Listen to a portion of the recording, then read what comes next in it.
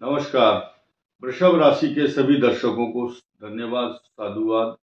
और आज चर्चा वृष राशि पर ये होगी कि आने वाले 29 मार्च से और 18 मई तक, जैसे कि आप यहाँ बोर्ड पर देख सकते हैं, ये तारीख है 29 मार्च के बाद जो 30 मार्च से इफेक्ट होगा 18 मई तक, ये पिशाच योग बनता है।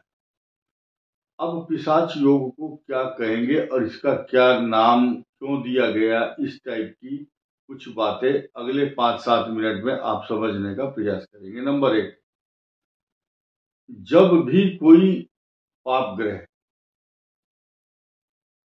केतु है, सूर्य है, मंगल है, सूर्य के साथ जब होता है तो उसको पिशाच योग कहा जाता है। और ये जो मायावी और चांडाल शब्द एक आया है, गुरु चांडाल योग, राहु के साथ जब और केतु के साथ जब कोई पाप ग्रह हो, मंगल है, सूर्य है, तो ये बनता है।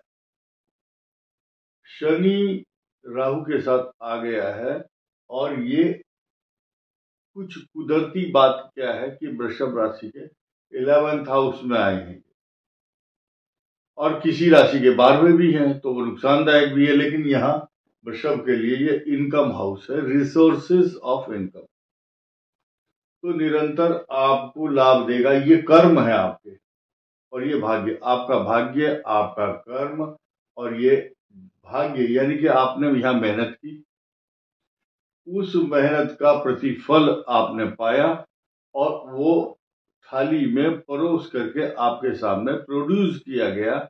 ये प्रस्तुतिकरण है, आपके मेहनत का प्रतिफल है, ये आमदनी दे रहा है आपको और राहु के साथ मिलकर के दे रहा, तो इसका फल अधिक बढ़ जाता है। और ये अष्टम भाव, इसको बोलते हैं मृत्यु स्थान, ये अष्टम भाव है। इसका स्वामी तो लगन में है, मजबूत स्थिति में। इनकम हाउस का लॉर्ड भी ये बृहस्पति ही है, लेकिन इस बृहस्पति की राशि में बैठा हुआ अब अपना एक कृतज्ञता दिखाता है। शनि की दृष्टि यहाँ आपके अष्टम भाव पर, मृत्यु स्थान पर आ रही है, पड़ रही है, या शनि इसको देखता है, सीधी बात। और तो जितने नुकसान लोग सोचते हैं, अपेक्षा करते हैं, इस भाव को शनि नुकसान नहीं देगा, क्योंकि जब इस पिशाच योग के कारण इनकम हाउस में बैठे हुए बृहस्पति यहां दृष्टि डालते हैं तो नुकसान नहीं करते, क्योंकि ये सम राशि है, शत्रु राशि नहीं है, इसको नुकसान नहीं देगा, अपितु आपकी आयु की वृद्धि करता है। तथा आपके लग्न में बैठे हुए केंद्र का स्वामी बन करके किम कुर्वन्ति ग्रह सर्वे यस्य केंद्रे बृहस्पति, ये सब पॉजिटिव परिणाम देगा। सिर्फ निगेटिव परिणाम क्या है, 30 मार्च के ठीक 2 दिन के बाद 2 अप्रैल को मंगल ग्रह यहां पर ट्रांजिट करेंगे और इसकी सीधी दृष्टि आपके कर्म स्थान पर होगी।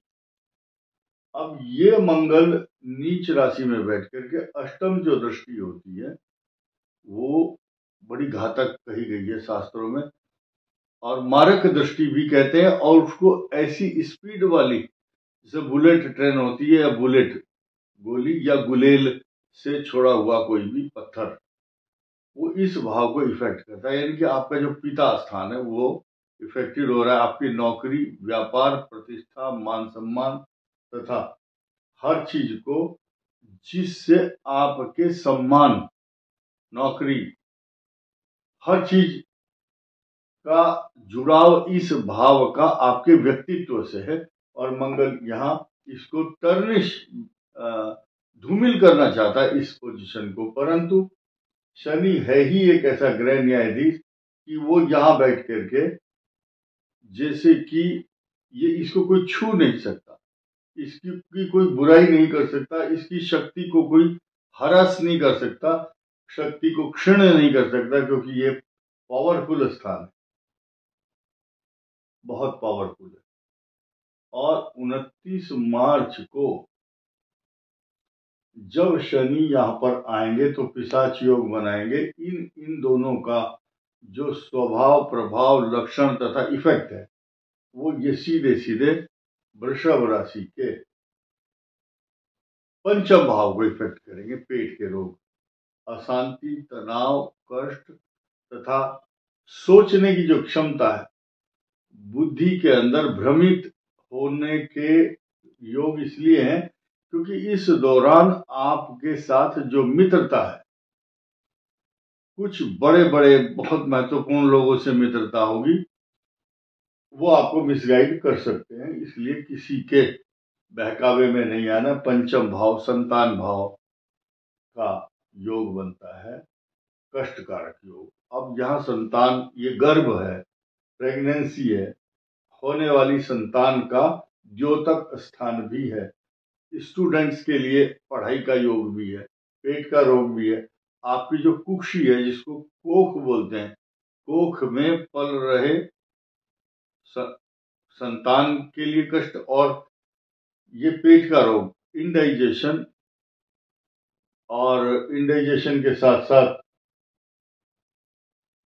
ये करता है इंटेस्टाइनल को इन्फ्लेमेटरी, यानी कि आंतों में सूजन होना, इन्फेक्शन होना, पेट का रोग होना, प्रोस्टेट प्रॉब्लम, आंतों से संबंधित और इन्फेक्शन से संबंधित, क्योंकि ये भाव भी प्रभावित हो रहा होगा मंगल की दृष्टि के कारण, तथा इस भाव पर शनि की दृष्टि, और यहां से अष्टम भाव में भावात भावम के सिद्धांत को देखते हुए मंगल यहाँ अच्छा सकारात्मक परिणाम नहीं दे रहा है, क्योंकि आपके भाई बहन से जुड़ी हुई समस्याओं को उत्पन्न करता है। सबसे बड़ी बात क्या है कि जो शनि का स्थान है वो बहुत ही महत्वपूर्ण होने जा रहा है आपके लिए।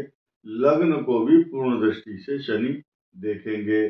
सप्तम भाव ये है, और अष्टम दसम भाव 10वीं दृष्टि है। तो शनि की कई दृष्टियां होती हैं। एक मतलब यहाँ पर होगी तीसरे भाव, एक यहाँ संतान भाव पर, और एक यहाँ। सप्तम दृष्टि तो सभी ग्रहों की होती है, लेकिन तीसरी दृष्टि शनि की, 7वीं और 10वीं, ये कष्टकारक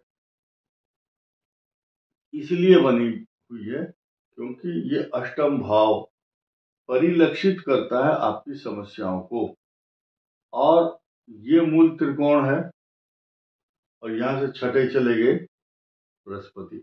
लेकिन मैंने जो इसका एनालिसिस किया है वो ये है कि बृहस्पति ग्रह ये 31 मई तक एक नया समीकरण बना रहा है। यहाँ पर शुक्र होना चाहिए, लेकिन हमने लिखा नहीं है क्योंकि हमारा सब्जेक्ट है शनि और राहु का पिशाच योग, ये पिशाच योग।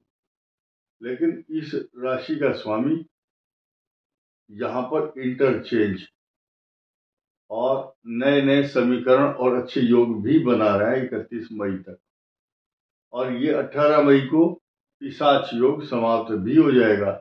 शुक्र उच्च राशि में यहाँ होगा, 31 मई तक रहेगा ये इंटरचेंज बृहस्पति और शुक्र का रहेगा।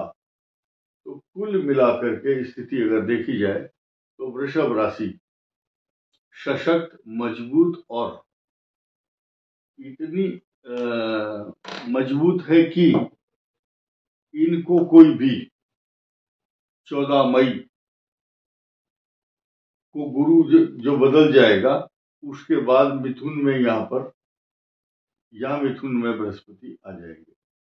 मैं जो बात कर रहा था वो 31 मई के शुक्र की बात कर रहा था, और उससे पहले ही बृहस्पति का जो बदलाव है वो मिथुन राशि पर हो जाएगा। अनेक प्रकार के अच्छे अच्छे योग सन 2025 में आपके लिए अच्छे समीकरण बनते रहेंगे, और ये कॉम्बिनेशन आपके लिए लाभदायक रहेगा। इस वीडियो में इतना ही। धन्यवाद। नमस्कार।